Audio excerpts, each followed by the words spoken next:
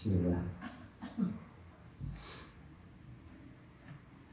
Assalamualaikum warahmatullahi wabarakatuh. Assalamualaikum warahmatullahi wabarakatuh.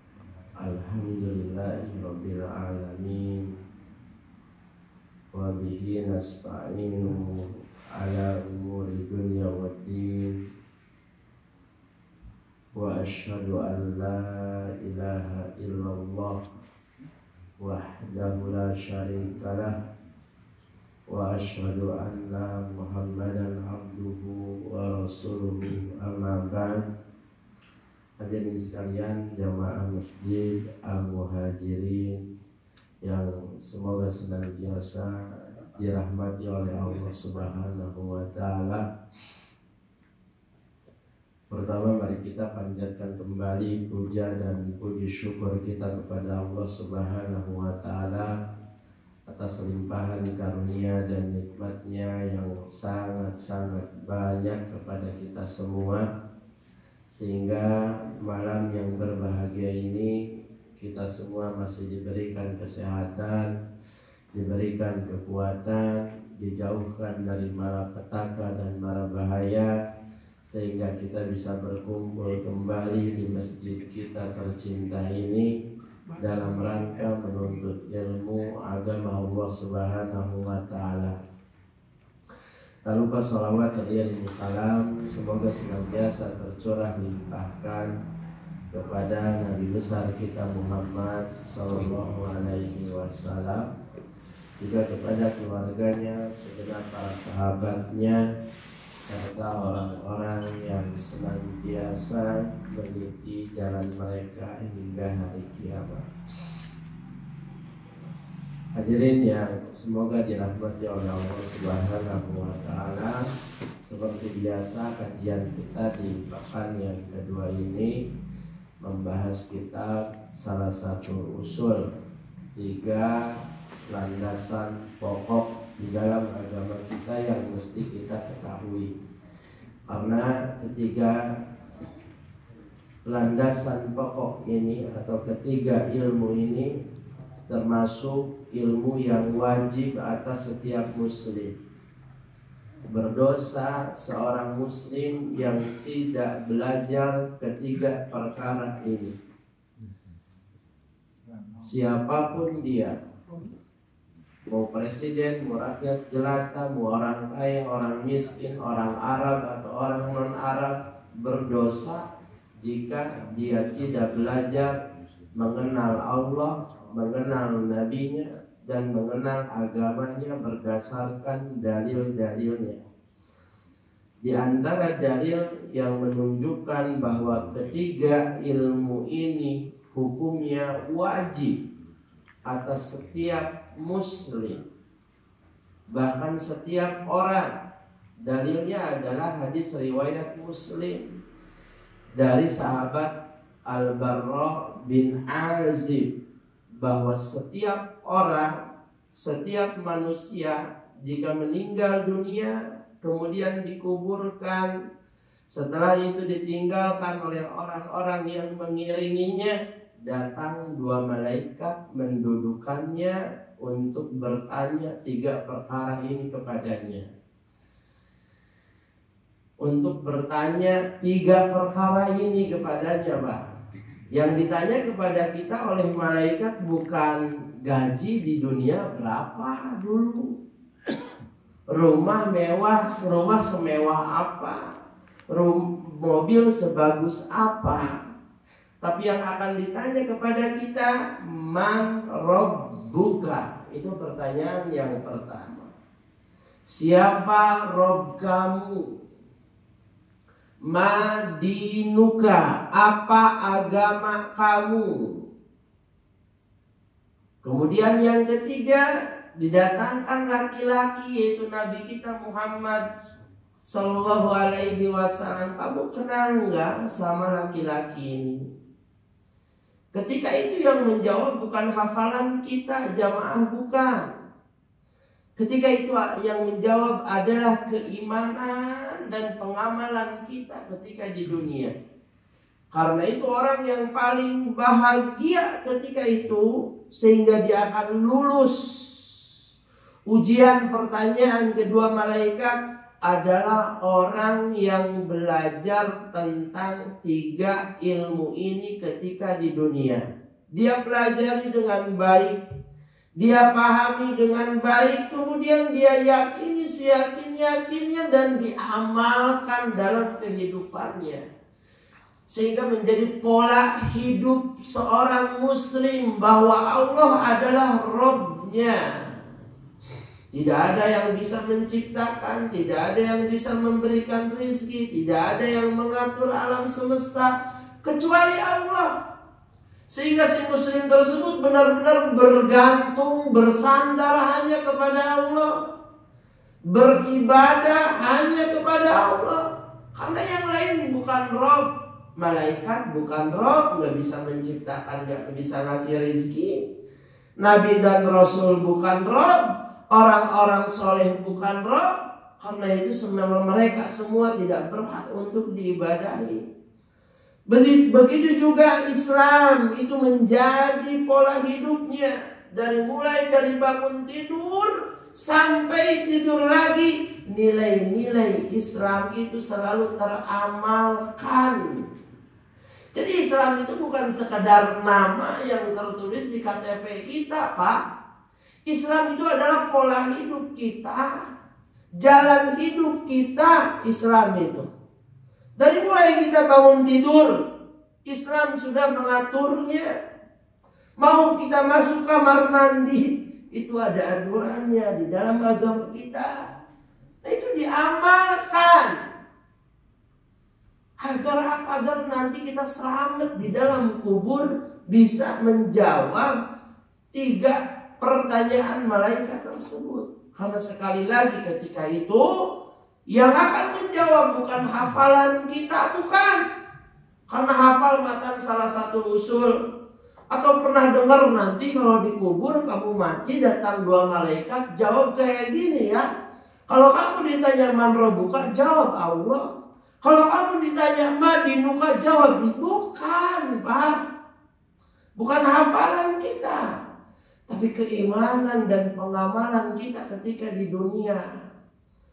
Makanya Allah Subhanahu wa ta'ala memberikan kemudahan kepada kita, memberikan taufik kepada kita untuk belajar kitab salah satu Rasul ini merupakan nikmat yang sangat besar sekali. Kitab kecil ini di antara kitab yang mubarak, kitab yang diberkahi oleh Allah Subhanahu wa ta'ala. Di antara bukti keberkahan kitab ini, tidak ada satupun pesantren Ahlus Sunnah wal Jamaah pasti mendirosahkan kitab ini. Dihafal sama santri-santrinya, dikaji sama ustadz-ustadznya. Demikian juga di masjid-masjid kaum muslimin diajarkan kitab ini. Bukan tenggorokannya masih agak gatal.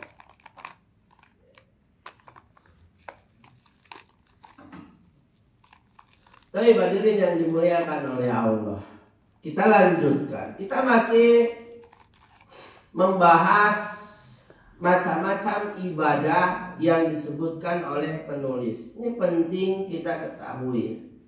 Ibadah itu banyak. Di sini sebagian saja yang disebutkan oleh penulis.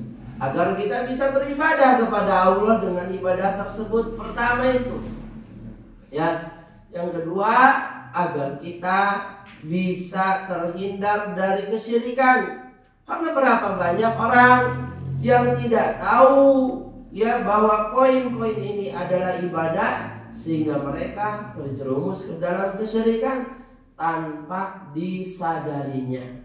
Ada sebuah kaidah yang agung di dalam agama kita yang perlu kita pahami, harus kita jadikan keyakinan, kita amalkan sepanjang hidup kita, yaitu apa? Sarfu nau'in min anwa'il ibadah li ghairillah syirkun akbar. Itu kaidah di dalam agama kita. Memalingkan salah satu macam ibadah kepada selain Allah, Itu adalah kesyirikan besar. Salah satu macam ibadah saja. Nah, yang penting kita mengetahui apa saja sih ibadah itu, agar kita tidak memalingkannya kepada selain Allah. Karena kalau kita palingkan salah satu macam ibadah saja kepada selain Allah, kita terjerumus ke dalam syirik besar. Kita terjerumus ke dalam syirik besar berarti pertama kita telah melakukan dosa paling besar di dalam agama kita. Tidak ada dosa yang lebih besar dibandingkan dosa syirik. Yang kedua, berarti kalau kita melakukan dosa syirik besar, kalau kita meninggal, kemudian kita belum bertobat dari dosa tersebut, maka Allah Subhanahu wa Ta'ala tidak akan mengampuni kita. Yang ketiga, konsekuensinya, kalau kita melakukan syirik besar, kemudian kita mati dan tidak bertobat, menghapus semua amal-amal kita, Pak. Sholat 5 waktu kita, puasa Ramadan kita, zakat fitri kita, haji umroh kita, zikir kita, sedekah kita, berbuat baik kita kepada orang tua dan seterusnya, hangus, hancur seketika karena satu dosa yang kita lakukan. Yang terakhir, kalau kita melakukan dosa syirik besar, maka konsekuensinya jika kita tidak bertobat kepada Allah, maka akan menyebabkan pelakunya kekal di dalam neraka. Bukan setahun, 2 tahun, 100 tahun, 1000 tahun, Pak, kekal di dalam neraka. Allah menyatakan di dalam Al-Quran surat An-Nisa, innahu man yusyrik billah faqad harramallahu alaihi al-jannah wa ma'wahun nar wa ma lidh-dhalimina min ansar. Sesungguhnya barang siapa, ini man umum, mau dia orang Arab atau bukan orang Arab, mau dia presiden atau rakyat jelata, mau dia orang kaya, orang miskin, laki-laki, perempuan, siapa yang mempersekutukan Allah, kata Allah, memalingkan salah satu macam ibadah kepada selain Allah, maka Allah haramkan baginya surga. Tempat dia adalah neraka, kata Allah. Wa ma lidh-dhalimina min ansar. Orang-orang musyrik tersebut, ya, kata Allah, tidak memiliki satu orang penolong pun kelak pada hari kiamat. Nauzubillah min dzalik. Karena itu sekali lagi mengetahui macam-macam ibadah, khususnya ibadah-ibadah yang penulis sampaikan di kitabnya ini, karena ibadah-ibadah ini sering sekali dipalingkan, diperuntukkan kepada selain Allah, itu amat sangat penting sekali. Ibadah selanjutnya yang akan kita bahas, kata penulis, adalah al-istighatsatu. Kalimat ini sangat familiar sekali di telinga kita, tapi mungkin saja sebagian kita belum paham apa itu istighatsah. Apa itu istighatsah? Kata istighatsah, jamaah yang dimuliakan oleh Allah, polanya atau wazannya. Kalau orang belajar bahasa Arab, ya, maka akan sangat familiar sekali dengan kata wazan. Pola katanya atau wazannya itu sama seperti kata-kata ibadah yang sudah kita bahas. Sama seperti kata isti'anah, sama seperti kata isti'adah, sama seperti kata istighfar, yang mana polanya adalah istaf'ala. Istighotsah itu adalah masdar, sumber kata, ya, dari fiil istaghatsa yastagitsu istighatsatan. Dan diantara makna wazan istaf'ala, alif, sin, ta tambahan tersebut maknanya adalah tolab, untuk meminta. Seperti istighfar, maknanya adalah tolabul magfirah, berarti meminta ampunan.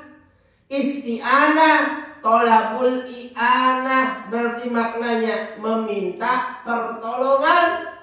Isti'adah artinya berarti tolabul i'adah, meminta perlindungan.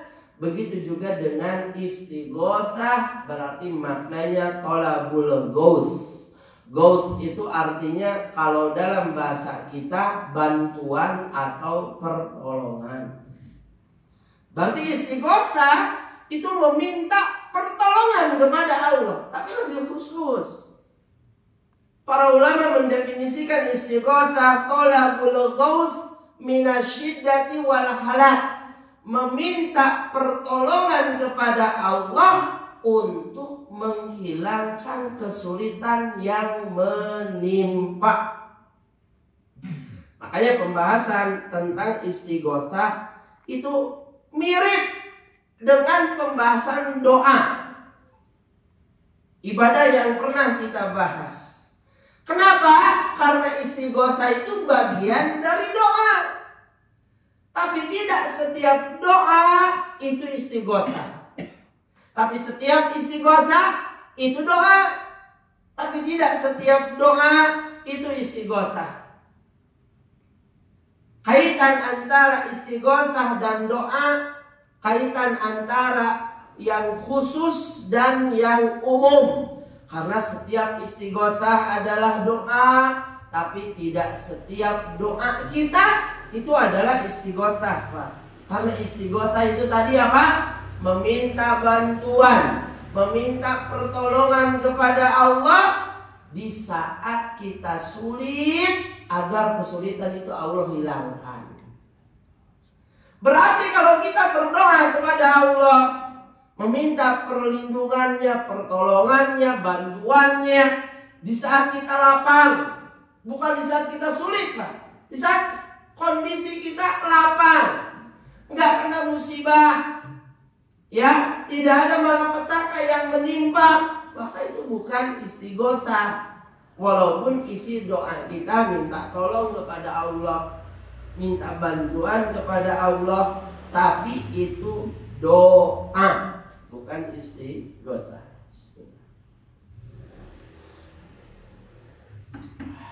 Bisa dipahami jamaah sampai sini? Kita lanjutkan. Tadi dikatakan bahwa pembahasan istighosah itu mirip dengan pembahasan doa. Ya. Karena itu kita perlu mengetahui macam-macam istighosah. Sebagaimana kita telah mengetahui macam-macam doa. Doa ada yang boleh, ada yang nggak boleh. Demikian juga dengan istighosah. Yang pertama, al-istighosatu billah, beristighosah kepada Allah. Ini termasuk amalan yang paling utama dan paling sempurna.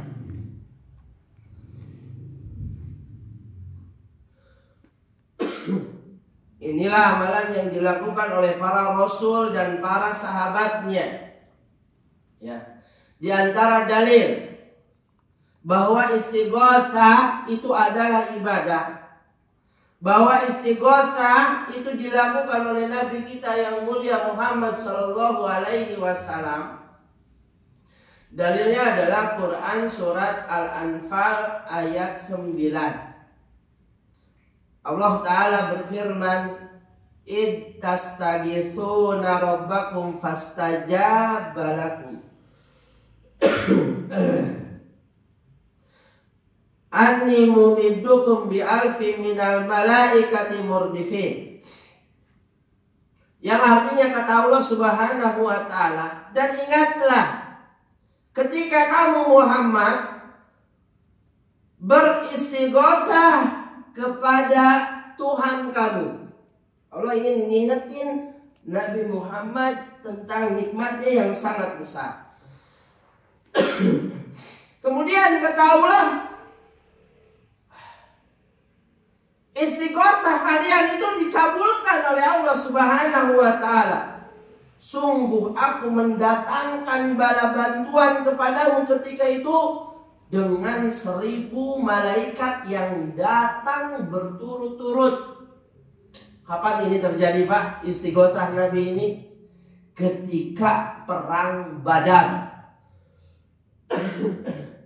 Ketika perang Badar, di mana ketika itu kaum musyrikin berjumlah 1000 orang lebih, sedangkan kaum muslimin pasukannya hanya berjumlah 300 orang lebih. Ketika Nabi SAW melihat jumlah pasukan kaum musyrikin yang sangat banyak sekali, Nabi masuk ke kemahnya, Pak. Nabi beristighosah kepada Allah Subhanahu wa Ta'ala. Nabi bermunajat, mengangkat kedua tangannya, dan Nabi menghadap kiblat. Kata Abu Bakar, diperhatikan jamaah, ya. Nabi SAW mengajarkan kepada kita adab dalam berdoa. Kalau berdoa itu angkat tangan kita. Terus diantara sunnahnya, Pak, diantara ajaran Nabi kita, kata sunnah di sini ajaran Nabi kita. Kalau kita berdoa itu diangkat tangan kita, dianjurkan menghadap kiblat. Kemudian Nabi SAW kata Abu Bakar, beliau berdoa mengatakan, Allahumma anjiz lima wa'adtani. Ya Allah, laksanakanlah apa yang telah Engkau janjikan kepadaku. Allahumma ati ma wa'adtani. Ya Allah, berikanlah kepadaku apa yang telah Engkau janjikan kepadaku.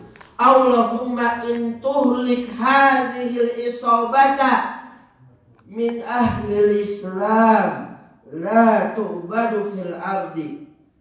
Lalu kata Nabi, ya Allah, jika pasukan kaum muslimin ini Engkau hancurkan sekarang, ya, maka tidak akan ada lagi orang yang akan menyembahmu di muka bumi. Beliau kata Abu Bakar terus meminta. Nah, ini diantara adab berdoa juga, Pak. Kalau berdoa itu dibaca berulang-ulang. Kalau kita makan doa itu cuma sekali, kadang ya Allah ampuni aku, ya Allah ganti kepada yang lain, ganti kepada yang lain, ganti kepada yang lain. Boleh, Pak, tapi ada yang lebih bagus, yaitu al-ilhah, merengek, mengulang-ulang permintaan kita. Karena Allah itu suka. Beda dengan manusia, semakin banyak, semakin sering, semakin kita ulang-ulang permintaan kita, maka Allah semakin suka dengan kita, semakin besar peluang doa kita dikabulkan oleh Allah Subhanahu wa Ta'ala. Kata Abu Bakar, Nabi terus mengulang-ulang kalimat tersebut sampai sorban Nabi itu jatuh. Kata Abu Bakar, lalu Abu Bakar ambil sorbannya itu, kemudian diletakkannya lagi. Lalu Abu Bakar berkata, karena saking lamanya Nabi SAW berdoa, lalu Abu Bakar berkata kepada Nabi, ya Nabi Allah, wahai Nabi Allah, kata Abu Bakar, kafaka munasyadatuka rabbah, tidakkah sudah cukup munajatmu ini kepada Rabbmu? Fa innahu sayunjizu laka ma wa'ada. Sungguh Allah akan melaksanakan janjinya kepadamu. Nah, ini diantara keutamaan Abu Bakar. Lihat keyakinannya, begitu yakin dengan janji Allah Subhanahu wa Ta'ala. Makanya Abu Bakar mendapatkan gelar As-Siddiq, orang yang sangat jujur, sangat yakin, ya sangat benar. Kata Abu Bakar, fa innahu sayunjizu laka ma wa'ada. Sungguh Allah akan melaksanakan janjinya kepadamu. Fa anzalallahu azza wa jalla, kata Abu Bakar, lalu Allah Subhanahu wa Ta'ala menurunkan ayat dalam surat Al-Anfal tersebut. Ayat yang mulia ini jamaah yang dimuliakan oleh Allah menjelaskan kepada kita bahwa istighotsah adalah ibadah. Dari mana kita tahu? Allah puji nabinya dalam ayat tersebut. Tidaklah Allah memuji sesuatu melainkan karena Allah mencintai dan meridhoi amalan tersebut. Idz tastaghitsuna rabbakum fastajaba lakum, kata Allah. Ingat Muhammad, ketika kamu beristighatsah kepada Rabbmu, kemudian Allah mengabulkan istighatsah tersebut. Sekali lagi, tidaklah Allah memuji sesuatu berarti sesuatu tersebut dicintai dan diridhoi oleh Allah, sehingga sesuatu tersebut adalah ibadah.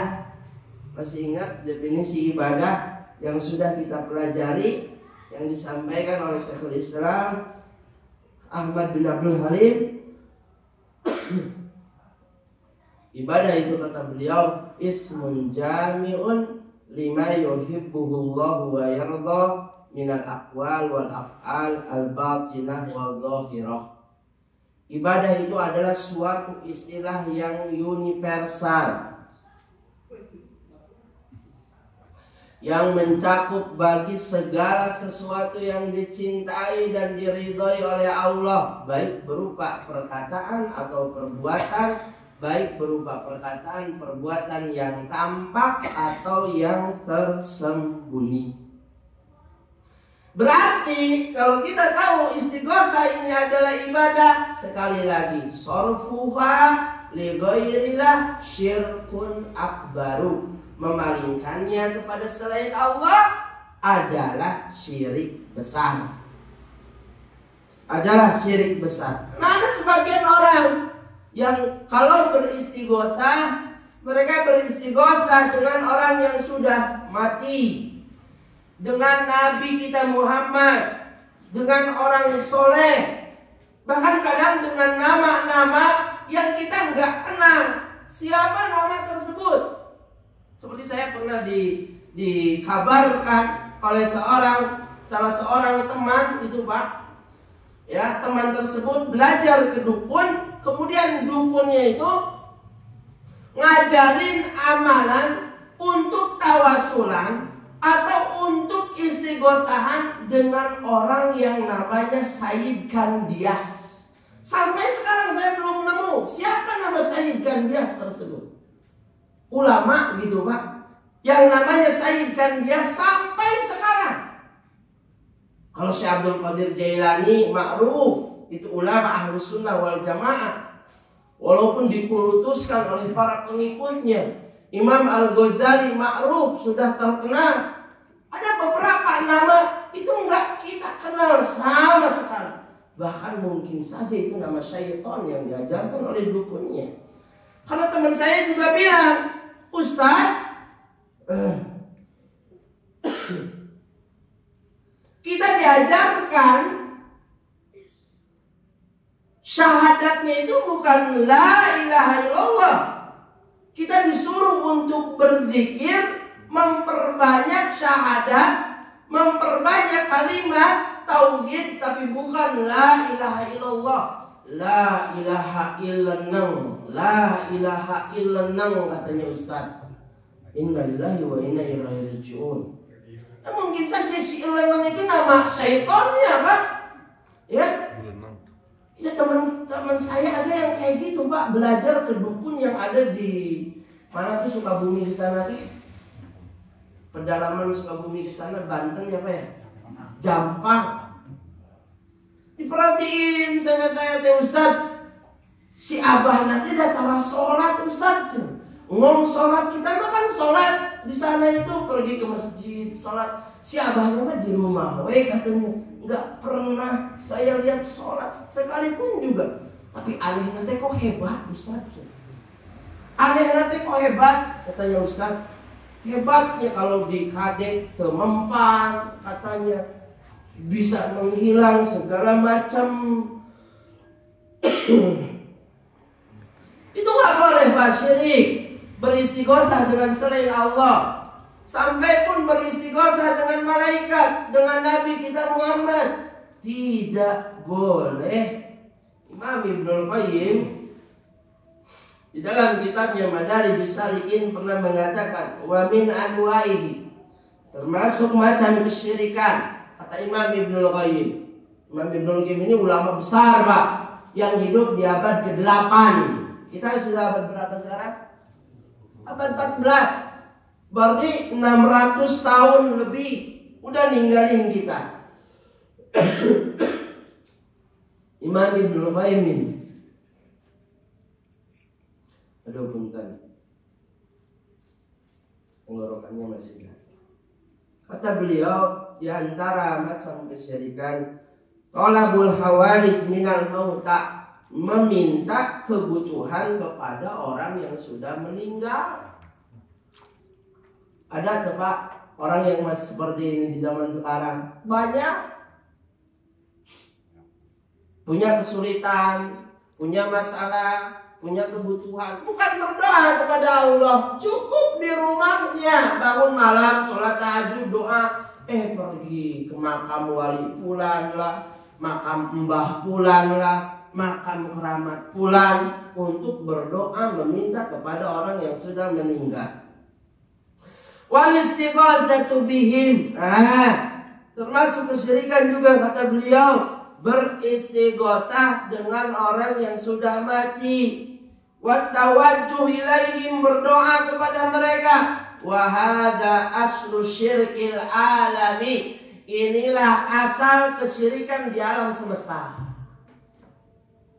Asal kesyirikan di dunia itu ya minta-minta sama orang yang sudah mati. Terjadi di zaman Nabi siapa? Zaman Nabi Nuh alaihi salam. Fa innal maita, kata beliau, qadin qata'a amaluhu. Yang namanya orang meninggal itu, kata beliau, sudah terputus amalannya. Mau nabi, mau rasul, mau orang soleh, siapapun itu kalau meninggal, maka terputus amalannya. Wa huwa la yamliku li nafsihi naf'an wala darra. Orang yang sudah mati itu nggak bisa memberikan manfaat kepada dirinya lagi, atau menolak mudarat dari dirinya. Artinya kalau nggak bisa ngasih manfaat kepada dirinya, menolak bahaya dari dirinya, bagaimana bisa memberikan manfaat kepada orang lain? Buat dirinya aja nggak bisa. Bahkan orang yang sudah mati itu nunggu-nunggu doa kita, nunggu-nunggu amal jariahnya. Fadlan liman istaghatha bi, terlebih, kata beliau, bagaimana bisa memberikan manfaat kepada orang yang beristighotsah kepadanya, wasa'alahu qada'a hajatihi, dan meminta kebutuhan kepadanya, aw sa'alahu an yashfa'alahu ilallahi fiha, atau memberikan syafaat di sisi Allah kepadanya. Azan dulu ya, malah. Sallallahu alaihi wasallam ala nabiyina Muhammadin wa ala alihi wasallam.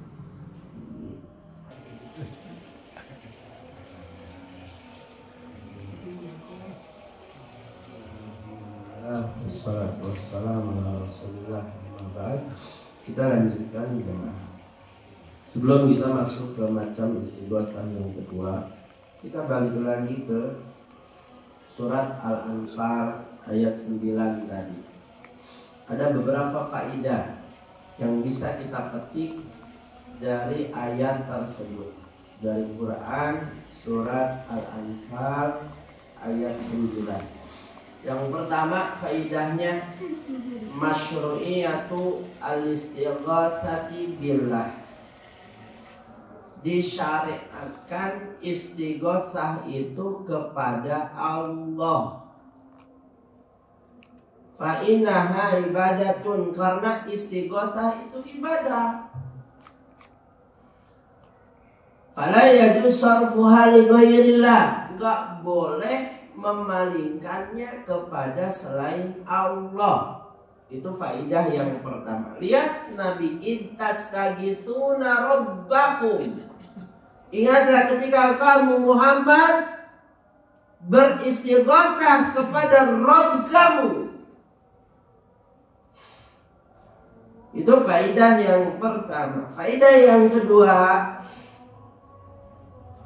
penetapan akidah bahwa malaikat adalah hamba-hamba Allah yang Allah tundukkan untuk melaksanakan perintahnya. Dalam ayat tersebut kan Allah ngirim tuh 1000 malaikat, Pak. Allah tundukkan untuk melaksanakan perintahnya, yaitu apa? Membantu kaum muslimin dalam peperangan. Sehingga disebutkan ketika itu, Pak, banyak kaum musyrikin yang tercengang, yang kaget karena tiba-tiba ada kaum musyrikin yang sedang naik kuda, kepalanya ujug-ujug putus. Disebutkan dalam sirah itu. Ada yang kepalanya ujug-ujug putus, ada yang ujug-ujug tersungkur. Karena perbuatan malaikat.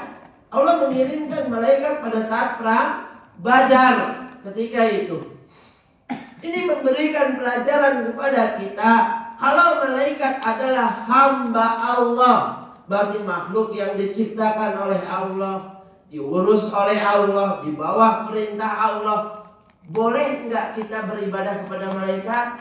Nggak boleh berarti. Karena malaikat adalah hamba Allah, bukan Tuhan. Itu faidah yang kedua. Faidah yang ketiga, ya, penyebutan nikmat-nikmat Allah atas kaum mukminin dalam perang Badar. Allah mengingetin Nabi Intastaghitsuna rabbakum fastajaba lakum. Ingat Muhammad nikmatku ketika kamu beristighatsah di perang Badar kepada Rabbmu, maka Allah kabulkan istighatsahmu. Ini memberikan pelajaran juga kepada kita jamaah. Pengabulan doa itu adalah nikmat. Sebagaimana yang sudah kita pelajari, bahwa nikmat dalam agama kita ada berapa? Ada 2. Ada nikmat duniawi, ada nikmat yang sifatnya agamawi. Jangan sampai kita tahu nikmatnya uang lagi. Padahal nikmat Allah yang sifatnya duniawi itu banyak sekali. Kesehatan ini nikmat, rasa aman itu nikmat. Kayak kemarin tuh, waktu politik lagi panas kan Pak, kita kan ketar-ketir mau keluar, tidak merasa aman, takut ada demo, takut ada penjahat dan seterusnya. Aman itu adalah kenikmatan, kesehatan itu adalah kenikmatan. Ya, banyaklah nikmat Allah Subhanahu wa Ta'ala.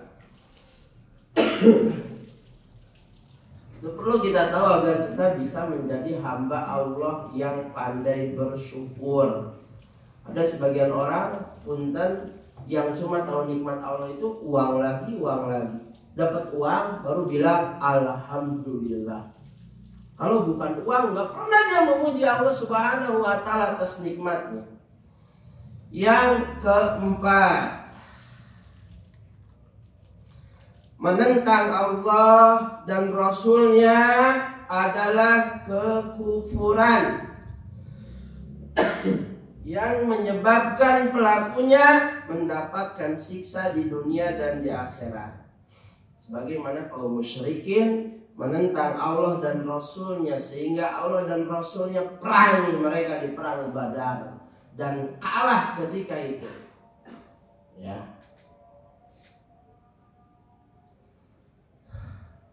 Yang kelima, Allah Ta'ala mengajarkan hambanya bagaimana cara berperang dan memukul musuh mereka. Ini faedah ini saya kutip dari kitab Aisarut Tafasir, sebuah kitab tafsir yang dikarang oleh salah seorang ulama besar, yaitu Syekh Abu Bakar Al-Jazairi rahimahullah rahmatan wasi'ah. Dulu beliau pengajar di Masjid Nabawi, sekarang sudah wafat, semoga Allah merahmatinya. Faedah yang keenam, wajibnya iman kepada keberadaan malaikat. Malaikat itu ada, ini dalilnya. Nah, karena ada sebagian orang, mohon maaf, yang tidak beriman dengan keberadaan malaikat. Malaikat itu nggak ada wujudnya. Kata sebagian orang, keinginan melakukan kebaikan, itulah malaikat. Kata sebagian orang, keinginan untuk melakukan keburukan, itulah syaitan. Kata sebagian orang, malaikat itu ada wujudnya, Pak. Asli, nyata, bukan dongeng, bukan fiksi, bukan ilusi. Ini diantara dalilnya. Quran surat Al-Anfal ayat 9. Lihat bagaimana Allah mengutus 1000 malaikat ketika perang Badar. Ya, bahkan disebutkan dalam hadis-hadis yang sangat banyak bahwa fisik malaikat itu besar. Bahkan Nabi pernah melihat wujud Jibril yang asli berapa kali? 2 kali. Di antaranya ketika Nabi melihat Jibril di ufuk langit, saking besarnya badan Jibril memenuhi ufuk langit. Ufuk langit itu langit yang kita lihat di atas, Pak. Kan luas tuh, dari timur ke barat. Itu ketutup semuanya sama Jibril, sama fisiknya Jibril. Saking besarnya. Fisik malaikat itu besar-besar dan mereka memiliki sayap. Sebagaimana yang Allah sebutkan di dalam Al-Quran. Ada yang punya 2 sayap, 3 sayap, 4 sayap, bahkan lebih dari itu. Sebagaimana Jibril memiliki 600 sayap. Dari setiap sayapnya, kata Nabi ketika itu, berjatuhan mutiara. Itu menunjukkan juga bahwa fisik malaikat selain besar, sangat indah sekali. Ya, sangat indah sekali. Yang ke-7, ya. Yang 7 ke-6. Yang ke-7, faedah yang ke-7, banyaknya jumlah malaikat. Jumlah malaikat itu sangat banyak sekali. Tidak ada yang mengetahui jumlahnya kecuali Allah. Yang ke-8, sebagian tugas malaikat membantu dan menolong orang beriman. Di antara yang perlu kita imani bahwa malaikat memiliki tugas. Tugasnya macam-macam. Ada yang menyampaikan kabar gembira kepada orang-orang beriman. Ya, ada yang menyampaikan wahyu, ada yang tugasnya menurunkan hujan, ada yang tugasnya menumbuhkan tanaman, ada yang tugasnya memikul arsy Allah. Di antara tugasnya adalah membantu dan menolong kaum mukminin di peperangan. Siapa aja Ustaz nama malaikat tersebut? Wallahu a'lam bishawab. Nabi tidak mengabarkannya kepada kita. Ya, siapa aja nama malaikat tersebut yang 1000 itu yang Allah utus kepada kaum muslimin pada saat perang Badar. Baik, sekarang yang kedua, macam istighotsah yang kedua, yaitu beristighotsah dengan orang yang sudah meninggal. Oh, sebelum ke situ, punten, sebelum masuk ke macam yang kedua, ada faedah yang saya lupa. Pada saat tadi Nabi beristighotsah di dalam kemahnya, perhatikan jamaah, memberikan pelajaran kepada kita bahwa istighotsah itu dilakukan masing-masing. Mohon maaf, bukan kumpul-kumpul di masjid, dipandu, dipimpin oleh salah seorang ustadz, lalu istighotsahan. Tidak seperti itu. Lihat, ini dalilnya jelas. Hadis riwayat Bukhari Muslim. Nabi berdoa sendirian. Beristighosah itu masing-masing. Tidak perlu berjamaah, tidak perlu dibimbing oleh ustadz. Masing-masing beristighosah, berdoa kepada Allah Subhanahu wa ta'ala. Ya. Praktek tersebut tidak pernah diajarkan oleh Nabi Shallallahu Alaihi Wasallam. Kalau mana Ustaz dalilnya? Ini dalilnya. Lihat, Nabi nggak ngeriung, nggak kumpul sama para sahabat. Nabi berdoa lalu diaminin sama para sahabat. Amin, amin.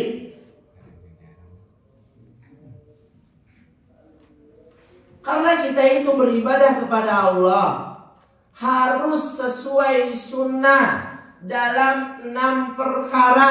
Masih ada yang ingat? Siapa yang menyelisihi satu saja perkara ini, maka ibadahnya tidak akan diterima oleh Allah Subhanahu wa Ta'ala. Masih ada yang ingat apa aja? Ibadah kita, ya, kalau ingin diterima oleh Allah Subhanahu wa Ta'ala, maka harus sesuai sunnah, harus sesuai ajaran Nabi. Sesuai sunnah tersebut dalam 6 perkara. Yang pertama, dalam kaifiatnya, dalam tata cara ibadahnya. Maka siapa yang melakukan suatu ibadah, tata caranya tidak seperti yang diajarkan oleh Nabi, ibadahnya tertolak. Contoh umpamanya Pak, kalau ada orang sholat, dimulai dengan sujud dulu, nggak kayak kita Allahu Akbar, baca istiftah, baca Al-Fatihah. Ada orang sholat dimulai dengan sujud, Allahu Akbar, langsung sujud. Gimana Pak sholatnya? Boleh nggak? Tidak boleh. Sepakat? Sepakat nggak? Sepakat. Diterima enggak sama Allah? Nggak bakal diterima. Itu juga berlaku untuk ibadah-ibadah yang lain, termasuk istighotsah. Tata caranya harus sama seperti dengan tata cara yang diajarkan oleh Nabi. Yang kedua, ibadah kita harus sesuai sunnah dalam sebabnya. Maka siapa yang melakukan suatu ibadah karena sebab yang tidak pernah Allah jadikan sesuatu itu sebagai sebab ibadah, Allah tidak akan menerimanya. Allah tidak akan menerimanya. Contoh, orang masuk masjid dianjurkan untuk sholat 2 rakaat. Apa sebabnya masuk masjid? Allah jadikan masuk masjid sebagai sebab disukai seseorang untuk sholat 2 rakaat sebelum dia duduk.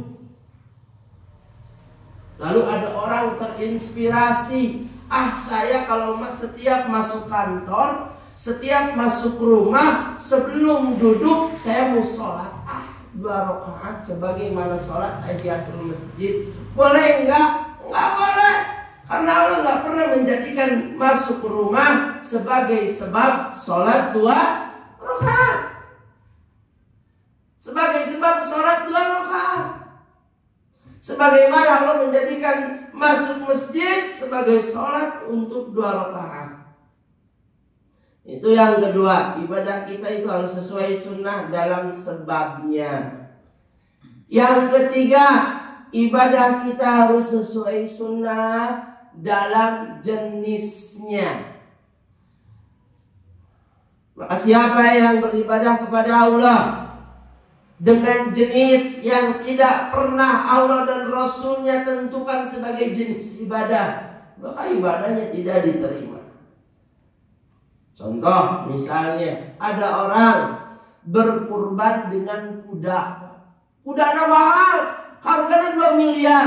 Kuda balap, saya mah bosan kurban jeung sapi wae. Jeung kuda wae, boga kuda balap. Kuda Australia harganya 2 miliar. Boleh nggak Pak? Nggak boleh juga. Karena jenis ibadah kurban itu sudah ditentukan oleh Allah Subhanahu wa Ta'ala. Apa aja Pak? Sapi, domba, kambing, terus onta. Domba, kambing itu beda ya, bapak-bapak perhatikan, tidak sama kambing sama domba. Tukang sate kadang bohong mang, sate naon, sate kambing, berdaging domba. Beda kan kambing sama domba itu. Kalau kambing nggak boleh dikurbankan kecuali umurnya udah genap setahun masuk tahun selanjutnya. Kalau domba boleh dikurbankan meskipun umurnya sudah 6 bulan, masuk bulan ke-7. Ya. Itu yang keberapa? Yang ketiga. Yang keempat, ibadah kita harus sesuai sunnah dalam bilangannya. Maka Maka siapa yang beribadah kepada Allah dengan bilangan yang tidak pernah Allah jadikan bilangan ibadah, ibadahnya nggak diterima. Contoh, orang sholat subuh 4 rakaat, boleh nggak Pak? Nggak boleh juga. Padahal secara akal kan lebih bagus, lebih banyak rakaatnya, lebih banyak bacaannya, betul nggak Pak? Secara akal bagus. Tapi Allah telah menentukan bilangan sholat subuh itu 2, zuhur itu 4, maghrib itu 3. Demikian juga berlaku untuk ibadah-ibadah yang lain. Tawaf bilangannya sudah ditentukan 7. Zikir sudah ditentukan oleh Nabi Shallallahu Alaihi Wasallam. Yang kelima, ibadah kita harus sesuai dengan sunnah dalam waktunya. Maka siapa yang beribadah kepada Allah pada waktu yang Allah tidak pernah jadikan waktu tersebut untuk ibadah, maka ibadahnya tidak diterima. Contoh, ada orang haji di bulan Rabiul Awal, boleh nggak Pak? Saya mah hajinya nggak mau di bulan haji, biar kosong, biar enak, biar santai, boleh nggak Pak? Nggak boleh. Maka kita katakan, Pak, ibadah Bapak nggak sah. Ibadah Bapak nggak bakal diterima oleh Allah karena Bapak melaksanakan ibadah di luar waktunya. Saya mah kurbannya mau sekarang aja, nggak mau di tanggal 10 Zulhijjah. Boleh nggak Pak? Nggak boleh juga. Karena ibadah kurban ada waktunya, sudah ditentukan oleh Allah Subhanahu wa Ta'ala. Saya mah sholat subuhnya mau sekarang aja, dirapel jam 10 malam, biar nanti pagi nggak bangun, biar bisa tidur lebih panjang. Boleh nggak Pak? Nggak boleh juga. Ya, nggak boleh juga.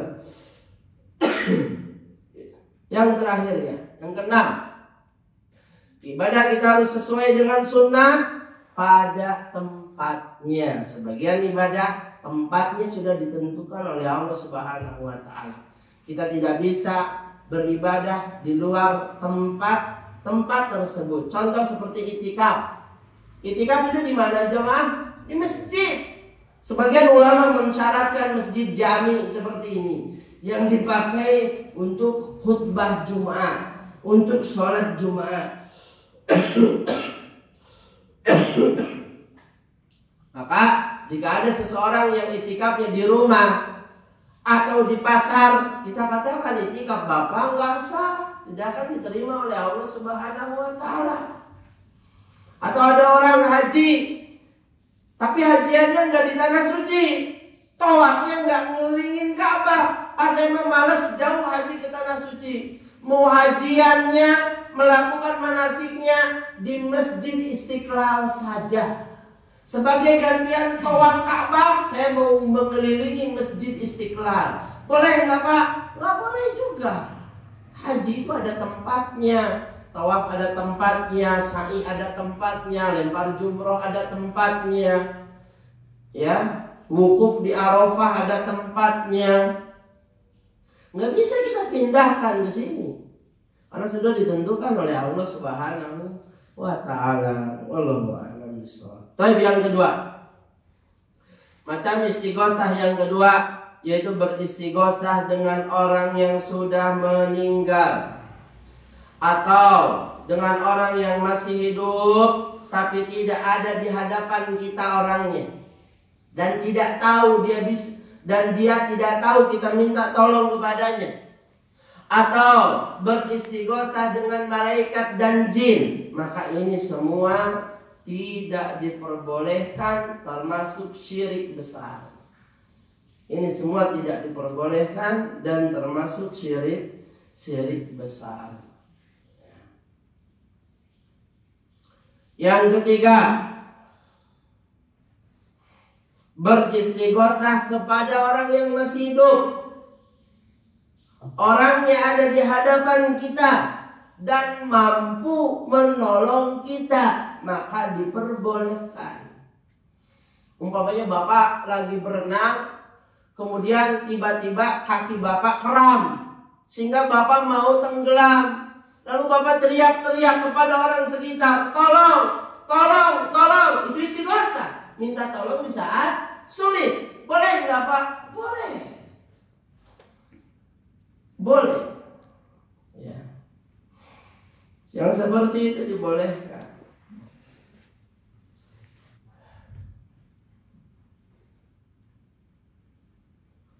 Istighosah jenis tersebut disebutkan di dalam Al-Quran. Seperti firman Allah surat Al-Qasas ayat 15. Ketika para pengikut Musa beristighosah kepada Musa, minta tolong kepada Musa. Fastaghathahu alladhi min syi'atihi ala alladhi min aduwihi fawaqazahu Musa faqadha alaih. Kata Allah. Lalu kata Allah, orang yang dari golongan Musa meminta pertolongan kepada Musa untuk mengalahkan musuhnya. Kemudian Musa meninjunya, fawaqazahu Musa, ditampar sama Musa, seketika meninggal dunia orang tersebut. Ya, ini menunjukkan bahwa beristighotsah kepada orang yang masih hidup, orang yang ada di hadapan kita dan dia mampu menolong kita, diperbolehkan. Diperbolehkan. Mungkin itu saja jamaah yang bisa saya sampaikan. Masih ada waktu sedikit untuk bersoal jawab. Barangkali ada pertanyaan, silahkan.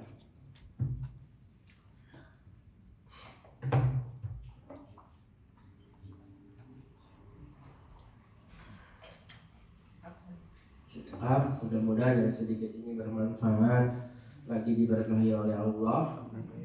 Mohon maaf jika saya sambil batuk-batuk, wajarnya masih belum Allah sembuhkan gatal tenggorokan. Alhamdulillah sebulan kemarin 2 kali sakit, makanya nggak ada kajian nih mas. Nggak di sini jadwal nggak ngisi 2 kali. Alhamdulillah demam, batuk, pilek gejalanya. Ya, semoga Allah Subhanahu wa Ta'ala memberikan kesehatan kepada kita. Kita tutup dengan doa kafaratul majelis. Subhanakallahumma wa bihamdika asyhadu an la ilaha illa anta astaghfiruka wa atubu ilaik. Assalamualaikum warahmatullahi wabarakatuh. Waalaikumsalam.